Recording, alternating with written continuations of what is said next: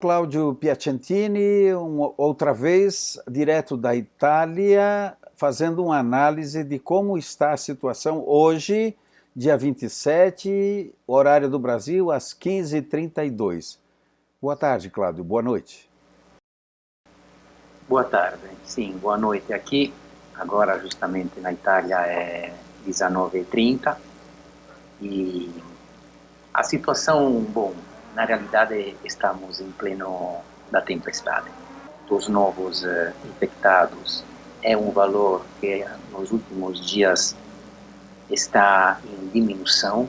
Dia após dia são sempre menos os que são os novos infectados, só que infelizmente e ao mesmo tempo, provavelmente, e a gente espera que seja isso, nós estamos provavelmente nos dias máximos, do pique máximo da epidemia. Já é o terceiro dia que os números dos mortos é um número alto, ao contrário do final de semana passado, que os números estavam diminuindo, mas nos últimos dias o número dos mortos voltou a aumentar e infelizmente hoje foi o dia mais dramático, porque hoje quase alcançamos as 1.000 pessoas mortas. Mas não se pode negar que realmente, talvez, é o que a gente espera, nós estamos realmente no momento máximo desta tempestade. E a esperança que tem uns técnicos, uns cientistas que estão avaliando que talvez o pique da epidemia será este domingo, aqui na Itália. E nós estamos aqui todos esperando que seja assim, porque realmente a situação continua muito grave e dramática e, sem dúvida, a população, não vou dizer que está cansada, mas, sem dúvida, aos poucos este confinamento dentro de casa muito radical vai começar a pesar na população, um aspecto também psicológico da população.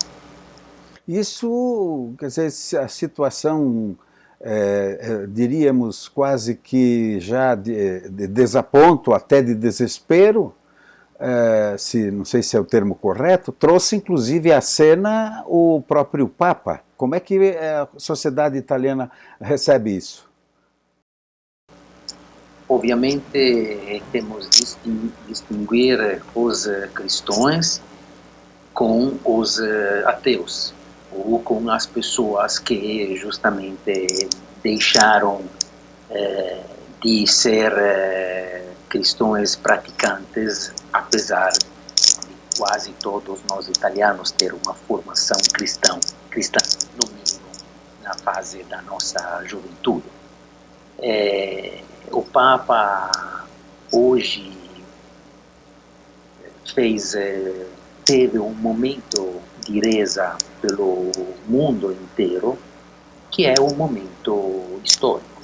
Nós estamos vivendo como humanidade provavelmente o momento historicamente mais importante dos últimos 80 anos após a Segunda Guerra Mundial, e dentro deste momento histórico pela humanidade se insere também este momento de reza que o Papa teve hoje às 18 horas da tarde aqui em Roma, e este é realmente um evento que agora não sei dizer o número exato, mas dentro dos últimos quase 2000 anos de papato, são em poucas dezenas de vezes ao longo da história o Papa apareceu desta forma tão extraordinária, andando ou pela cidade de Roma ou simplesmente aparecendo na Praça de São Pedro, hoje extraordinariamente vazia,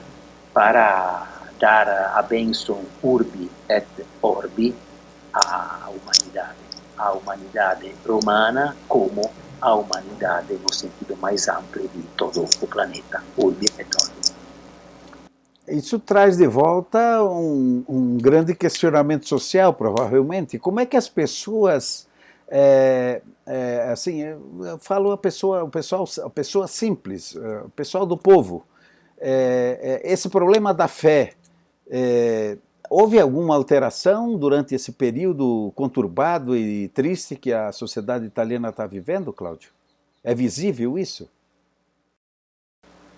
Infelizmente não é visível porque estamos todo mundo literalmente confinados em casa. Mas a minha sensação é que sim, justamente no apuro o ser humano se apela instintivamente a algo de superior a ele.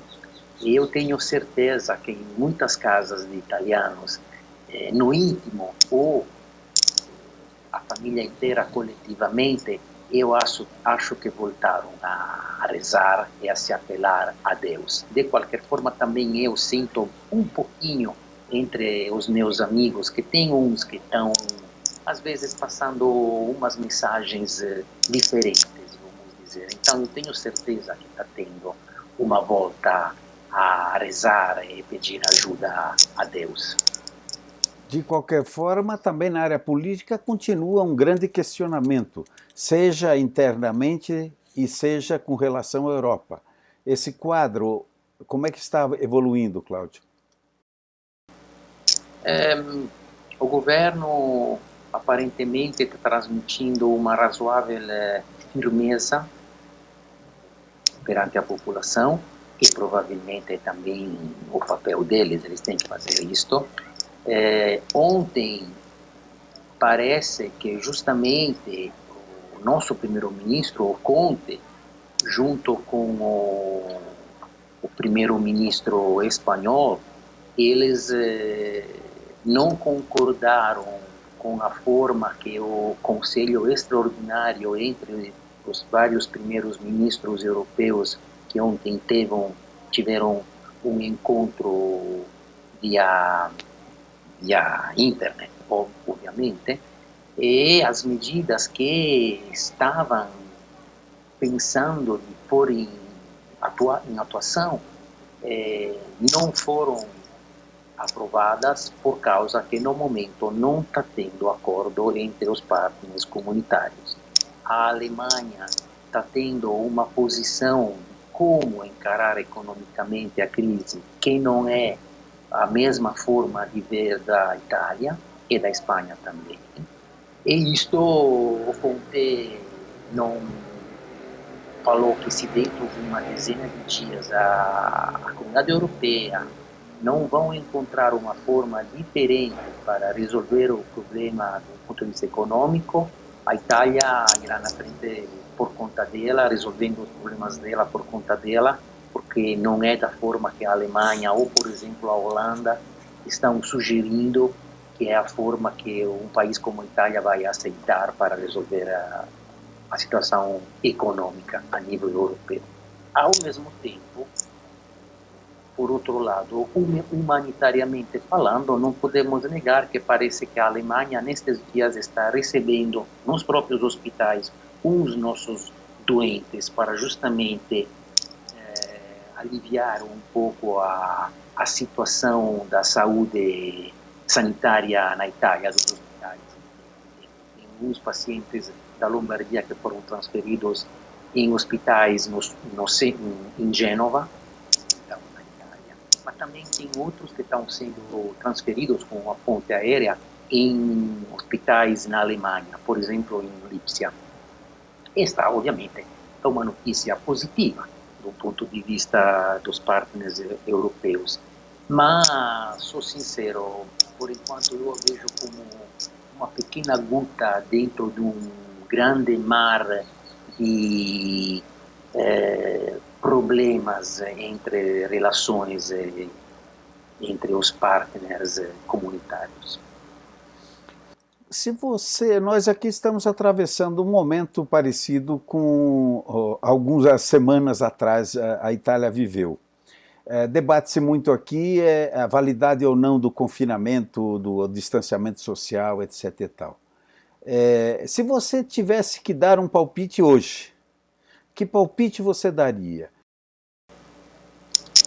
Bem, é claro que a experiência que nós estamos vivendo no momento na Itália e o que são as notícias que estão chegando por outros países da Europa, primeiramente a Espanha, e também as notícias que estão chegando dos Estados Unidos, que daqui a pouco os jornais estão dizendo que o foco principal desta epidemia daqui a pouco vão ser os Estados Unidos. Obviamente,